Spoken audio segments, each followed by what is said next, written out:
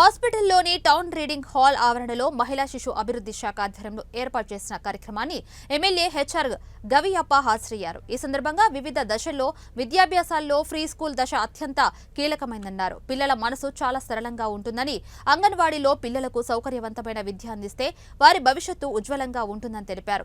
ఈ విషయంలో అంగన్వాడీలకు సాధికారత కల్పిస్తామన్నారు. శాస్త్రీయంగా ఎంతో అభివృద్ధి సాధిస్తున్నామని తెలిపారు. సాంకేతిక పరికరాల ద్వారా కరెంటు సమాచారాన్ని తెలుసుకుని పిల్లలకు మంచి మార్గనిర్దేశం చేసేందుకు, అలాగే బాధ్యతాయుతమైన స్థానాల్లో ఉన్న అంగన్వాడీల్లో సూపర్వైజర్లు, సహాయకులకు మొబైల్ ఫోన్లు పంపిణీ చేస్తున్నట్టు తెలిపారు.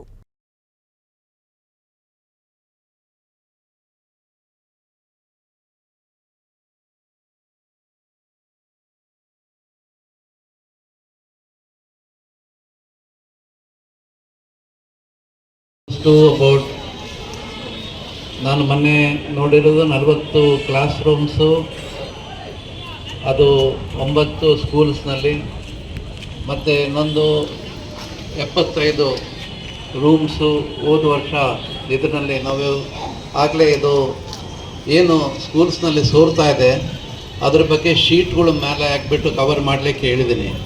ಅದಾಗಲೇ ಕೆಲಸ ಸ್ಟಾರ್ಟ್ ಆಗಿದೆ.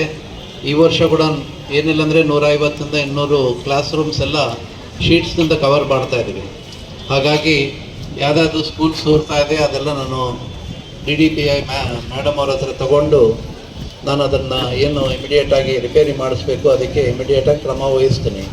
ಅದೇ ರೀತಿಯಾಗಿ ಎಲ್ಲೆಲ್ಲಿ ಜಾಗ ಇದೆ, ಬಿಲ್ಡಿಂಗ್ ಬೇಕಾಗಿದೆ,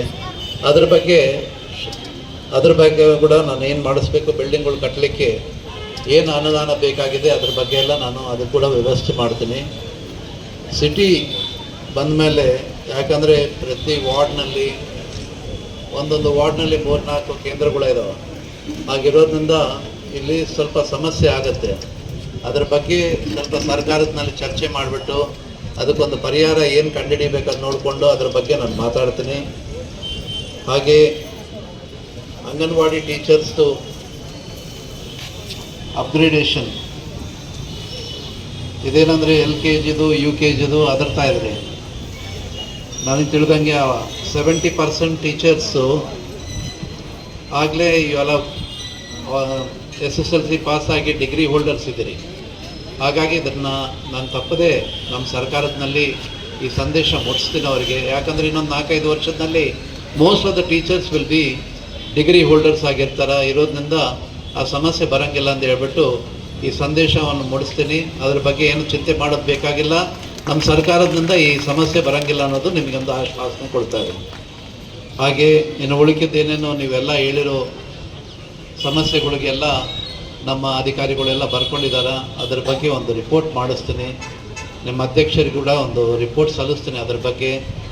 ಅದೇನೇನು ಕ್ಲಾಸ್ ರೂಮ್ಸ್ ಮಾಡಬೇಕು ಕೂತ್ಕೊಂಡು ಒಂದೇ ವರ್ಷದಲ್ಲಿ ಆಗಂಗಿಲ್ಲ, 1-2-3 ವರ್ಷದಲ್ಲಿ ಸಾಧ್ಯ ಆದಷ್ಟು ಎಲ್ಲ ಕ್ಲಾಸ್ ರೂಮ್ಸ್ ರೆಡಿ ಮಾಡಿಕೊಡ್ತೀನಿ. ದಯವಿಟ್ಟು ನೀವೆಲ್ಲರೂ ಮಕ್ಕಳನ್ನ ಚೆನ್ನಾಗಿ ನೋಡಬೇಕಂತ ಹೇಳ್ತಾ ನಾನು 2 ಮಾತನ್ನು ಮುಗಿಸ್ತಾ ಇದ್ದೀನಿ.